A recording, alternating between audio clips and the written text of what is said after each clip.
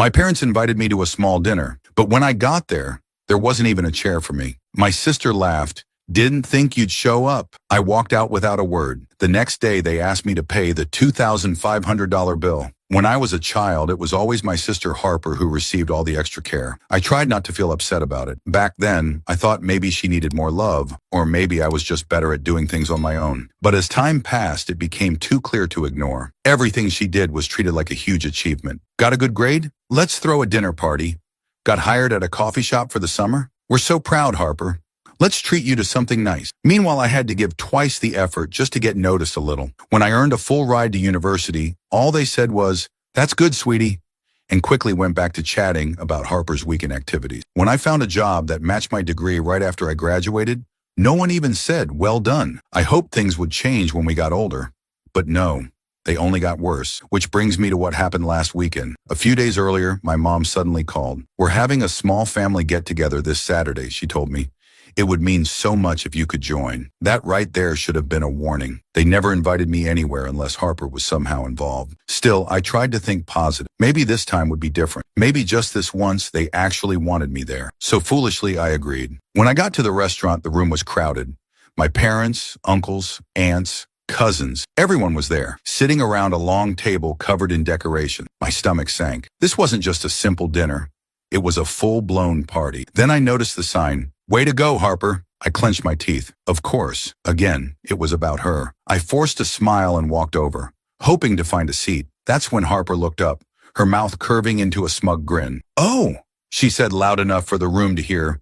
"I didn't expect you to show." My mom gave me a nervous glance. "Well, she started, but Harper interrupted with a chuckle. "I mean, this is a family thing," she said while motioning toward the packed table where not a single seat was empty. That's when it hit me. There was no chair save for me. I looked at my mom and asked, "There's nowhere for me to sit?" She shifted awkwardly and avoided my eyes. My dad, as usual, kept quiet. "We weren't sure you'd come," my mom said softly. Harper laughed again. "Or care enough to bother? You're never at family gatherings." "You mean like the many they never told me about?" I slowly breathed out and looked at my dad. "So what's the reason we're all here?" I asked. Harper lit up. "I got a promotion." I raised my eyebrows. "Didn't you just begin that job 2 months ago?" "Yeah," she said proudly. "And now I'm the assistant manager." I nearly laughed out loud. I had spent years earning my degree and climbing up the ladder in my field, and I never even got a simple, nice job. But Harper gets a small step up in her cafe role after 8 weeks, and suddenly she's treated like a genius. I should have gotten mad. I should have shouted. But instead I just nodded and said, "Okay." Then I turned around and walked away. I didn't look back. Let them cheer for her. Let them praise her for something small. I was tired of trying to belong in a family that clearly didn't have room for me. I drove home, half thinking I'd get a bunch of messages asking where I went. But I didn't. Not even one call. Then the next day there was a knock at the door. I opened it and saw my parents standing there. They looked awkward. My mom was nervously playing with her hands. My dad looked worn out. Before I said anything, my mom sighed and said, "We need to talk." I stared at them, my hand tightening around the door edge. "Talk about what?" I asked. She let out a loud sigh, like I was the one making things hard. "Can we come inside?" she asked. I folded my arms. "That depends. What is it you want to talk about?" My father finally said something while pressing his fingers to his forehead. "Listen. There's something we need from you." A request? Now they needed help? Honestly, I should have shut the door in their faces, but my curiosity got the better of me. I stepped aside so they could enter. Without asking, they walked straight into the lounge like they owned it. My mother sat down on the couch, tugging at her shirt like she was getting ready for a serious discussion. My dad stayed on his feet, shifting uncomfortably. I leaned on the wall and asked, "So what do you want?" Mom gave a forced smile. "About what happened yesterday." I raised an eyebrow, so they did feel guilty. "We're hoping you can handle the cost." I blinked. "What are you talking about?" She looked at me like I was being slow. "The dinner expense. It ended up being more expensive than we planned." My heart sank and quickly turned into frustration. I stared at both of them, expecting this to be a joke. "You expect me to pay for that?" Dad gave a slight nod, clearly uneasy. "You've got money saved up, don't you? You're doing fine now." I let out a short laugh that had no humor. "You've got to be joking." Mom shook her head. Harper's new job title was a big moment. We wanted to make it special. The total was higher than we thought. "Since you," she paused and gave me a look, "didn't help in any other way, we figured you could assist with the payment." I felt dizzy. "You didn't even set a place for me, and now I'm supposed to cover the cost?" She rolled her eyes.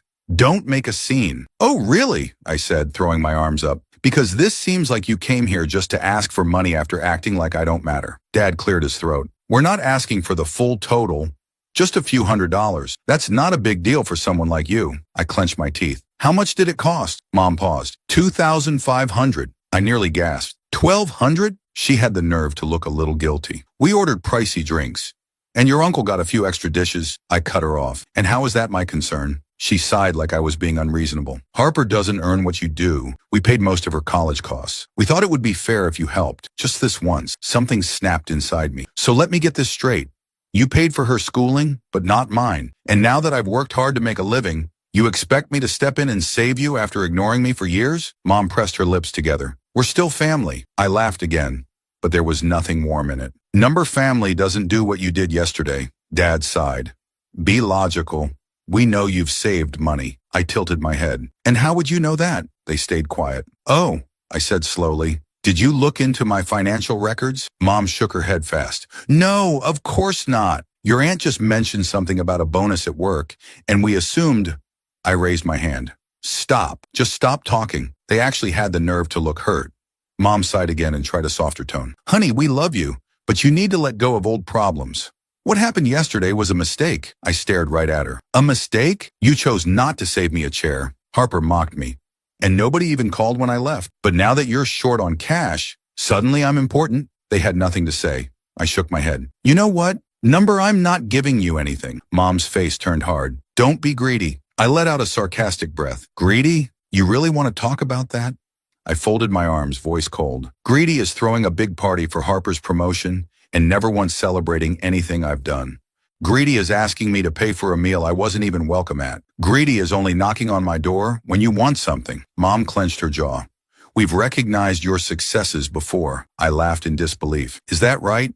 Then tell me one moment. She started to speak but stopped. Her face showed a flash of annoyance. Exactly what I figured, I said while shaking my head. You've never celebrated me. Not when I got into college. And yes, I did that all by myself. Not when I finished school.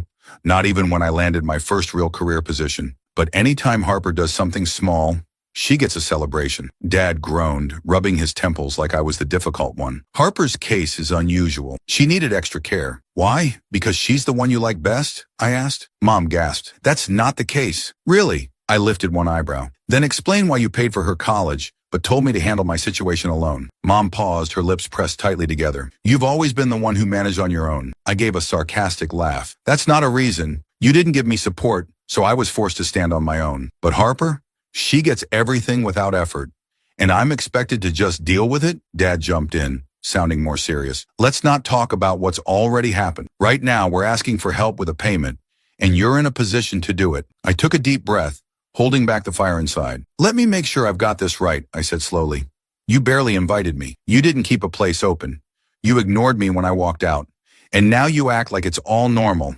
Just here asking for money? Mom folded her arms. We had no idea the cost would be that high. I rolled my eyes. Maybe you shouldn't have ordered so much. She let out a loud breath. Quit being childish. You know we'd do the same thing for you. I laughed without humor. That's rich, because you never did. When I struggled in college, did you offer to pay my rent? Nope. When I had nothing to eat but cheap noodles, did you help? Not once. But when Harper wants to party, suddenly spending limits vanish. Dad's face darkened. We're your parents. You should respect us. That word, should, set something off in me. I stood tall and kept my voice level. I owe you nothing. Respect is something you earn. And after what happened yesterday, you've lost whatever little I had left for you. Mom looked truly shocked, like she never thought I'd refuse. Dad let out a frustrated sigh. If you won't help, we'll figure something else out. Yeah, I replied flatly.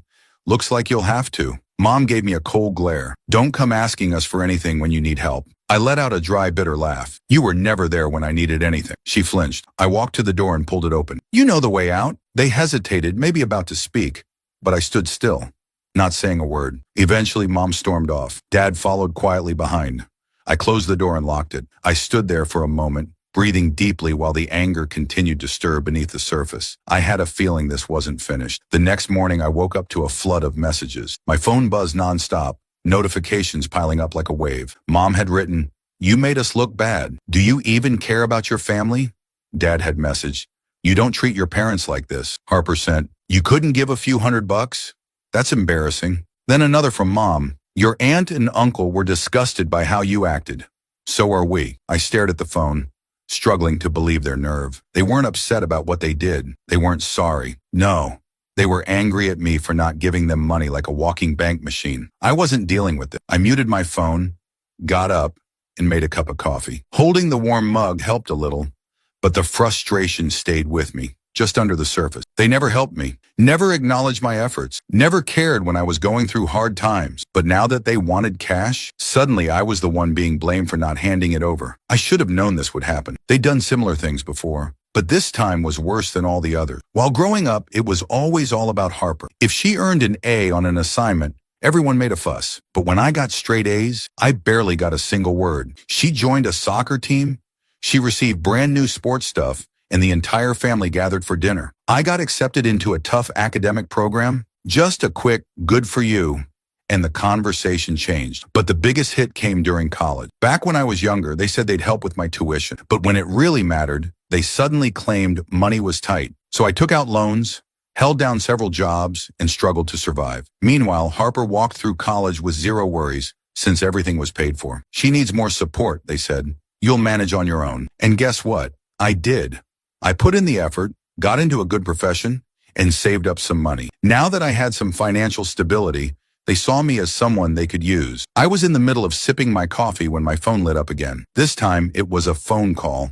The screen said, "Mom." I considered rejecting it, but a small part of me was curious to hear what excuse she'd come up with next. I sighed and picked up the call. "What is it?" I asked, my voice flat. She ignored how I sounded. "You need to make this right." I gave a dry laugh. "Make what right? You upset everybody. We had to pay the restaurant bill ourselves, and it wasn't easy," she replied. I leaned back against the counter. "Sounds like your own issue to me." She let out a huff. "We were depending on you. You've got enough saved, and you chose to let us suffer." "Oh, really?" I replied, calm but cold. "You mean you finally had to deal with the results of your own choices? That must have been hard." "Quit acting spoiled," she shot back. "Your aunt and uncle said you were extremely disrespectful. You owe us an apology." I nearly spilled my drink. "You want me to say sorry?" "Yes," she said without a hint of hesitation. "For walking out, for causing drama, and for refusing to support the people who raised you." I honestly couldn't believe how far from reality she was. "Let me get this absolutely clear," I said slowly. "You invited me, didn't set a chair for me, told me I wasn't really close family, ignored me when I walked away, then expected me to cover the whole cost, and somehow I'm the bad one?" She let out a sigh like I was being difficult. "You're twisting everything around." "No," I said, voice firm. "I'm finally speaking up. And honestly, I should have done it a long time ago." There was a pause. Then in a serious voice, she said, "You're going to regret this. Don't cut us off." I gave a smile, but there was no kindness behind it. "You already pushed me away. I'm just no longer pretending." Then I hung up. Right after, I noticed my hands were shaking. Not from fear, from adrenaline. It was the first time I stood up for myself. No guilt, no hesitation. It felt amazing, but something inside me told me they weren't finished, and I had no clue how far they'd go next. The next day, I woke up still tired. My brain kept replaying what my mom had said, but the second I grabbed my phone, I snapped out of it. My lock screen was buried in alerts, missed calls, messages, app notifications. My stomach dropped. I already knew it wasn't going to be good. I unlocked the screen. The first thing I saw was a public post from my mother. She posted it on social media, where everyone could see. It started off soft, like she was a poor, heartbroken mom, just trying to understand her child's cold behavior. "It breaks my heart to write this," when she wrote, "but as moms and dads, sometimes we have to accept a painful reality, that no matter how much care we give, some children will still turn their backs on the ones who raised them." My eyes went wide as I continued reading. "Last night, we honored a big achievement for our daughter Harper. It was supposed to be a happy time, a chance for family to come together and show support, but not everyone wanted to celebrate. I already knew exactly where she was going. Our other daughter, we'll call her X, showed up even though she wasn't invited, caused trouble, then stormed out when she realized she wasn't the center of attention. And if that wasn't enough, she refused to help us when we had an unexpected problem with the bill, even though she clearly had more than enough money. I am heartbroken. We gave her love and support all her life, and she repaid us by choosing money over family. If anyone has tips for how to handle a daughter who is cold, selfish, and doesn't appreciate anything, I would really like to hear them." I stood there stunned by her boldness. This wasn't just some sneaky attempt to guilt me. She went all out and smeared my name. My own mother had turned me into a target. My heartbeat got louder as I kept scrolling, already knowing exactly what I'd see next. I reached the comments section, and just like I expected, there were countless replies. Not a few, but hundreds, all believing her fake drama like it was fact. One person had written, "Oh wow, I can't believe X would do something like that after everything you've done." Another comment said, "Some kids just don't deserve the love of good parents. You did all you could." Then Harper had posted something too. "She's always been like this. It's getting worse. I feel so bad for mom and dad." I clenched my jaw tightly. Of course Harper was soaking it up. She was always treated like the favorite, the perfect daughter who never got blamed. And now she had public support, proof that I was the problem, the selfish one, the person ruining the family image. But what really hurt was that strangers were believing every word. I opened my inbox, just as I feared, flooded. So many messages. "I didn't expect this from you. That's so heartless. You should be ashamed. How could you treat your family like this?" People I hadn't heard from in forever were suddenly everywhere, acting like they knew everything, judging me based on a false version of what happened. My fingers shook as I held the phone. I wanted to yell. I wanted to reply to all of them, to tell the truth, the years of being ignored, the unfair treatment, what actually happened. But I already knew how this would go. No matter what I said, they'd make themselves look like the ones who were hurt. If I got angry, they'd say I was mean. If I defended myself, they'd call me dramatic. They'd tell me to get over it. I took a deep breath. This had gone way past a simple disagreement. I had two options. Let them ruin how people saw me, let them paint me as the cold, selfish one, or fight back, but not on their terms. I wouldn't argue in the comments. I wouldn't beg anyone to take my side. I'd make them wish they never started this. I placed my phone down. My thoughts were already planning what to do next. If they wanted to play dirty, they really didn't know what I could do. Since my family decided to lie about me in public, then I believe it's only right that I finally tell the truth. I wasn't planning to say anything, but after seeing message after message calling me selfish, something clicked inside me. I'm finished protecting people who would rather throw me away than accept the truth about what they did. Let me explain exactly what went down. I got invited to a party for my sister, and I truly believed I was welcome. But when I showed up, I was informed there was no spot for me. This is the same sister who has always been treated like a princess, while my wins were always ignored. She made it obvious that I wasn't viewed as close family, so I simply walked away. No yelling, no drama, just quietly left. Hours later, my parents came over, but not to say sorry, not to explain. They came to ask me to cover the cost of the dinner. Yes, the very people who didn't save me a seat now expected me to pay the bill. And when I said no, suddenly I became the bad one. Now I'm the one being called greedy, heartless, and cold. But I wasn't the one who caused a scene. That was them. I wasn't the one putting money before relationships. They were, when they tried to use me like a credit card. And instead of taking responsibility, they decided to trash me online. Because deep down, they know they messed up. But the truth is, I'm done caring.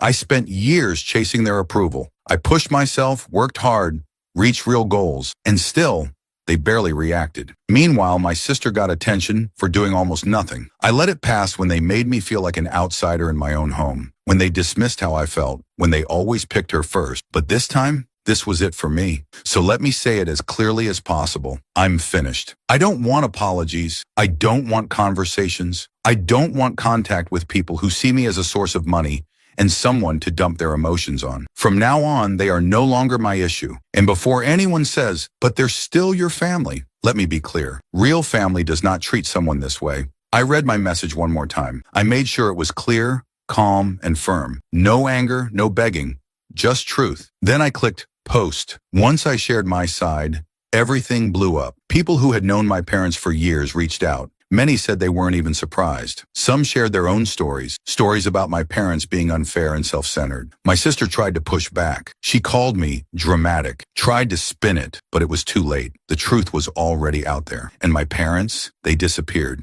No message, no sorry, no reply. And honestly, I'm okay with that. Walking away from them was the best move I've ever made. For once, I'm not constantly trying to please people who never showed me appreciation. So now I ask you, do you think I went too far?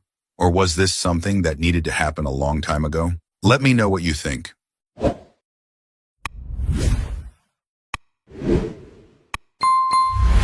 Asterisk after listening to today's story, perhaps it has raised some new questions in your mind, or maybe it has brought back some old memories. Every day on Reddit, new experiences and moments create fresh stories, and they connect all of us. Everyone has their own unique journey in life, and we all try to understand the world in our own way. These kinds of moments remind us that we are all human, sometimes happy, sometimes sad, and always learning something new. If you enjoyed this story, feel free to share it with your friends. Your thoughts and feedback are always valuable to us, as they motivate us to create even better content. Every story has its own unique angle, and our goal is to understand everyone's perspective and make our content diverse and relatable. Stories like these help us realize that life's journey is different for everyone, and by hearing other stories, we learn something new. You can also share your own stories with us. Your experiences are valuable to us as well, and if you enjoyed this video, please leave your feedback. We aim to create content that brightens your mind and gives you new ideas every time. If you've already seen this video before, your feedback is still important. With every piece of feedback, we can improve our content and bring a new perspective to our viewers. Today, what we saw was just a small part of the many stories shared on Reddit and across the world. It's a reminder of how we all try to understand life by sharing our experiences with each other. This video was only an example of how we try to connect with others through storytelling, learning about different sides of life. We hope to continue sharing such stories that help us all learn and grow together. Thank you for your time, and don't forget to keep an eye out for more stories coming soon. If you haven't already, please like and follow for more amazing content. Your support keeps us going, and we will strive to bring you more thought-provoking and heartwarming stories. Until next time, take care and stay curious. ****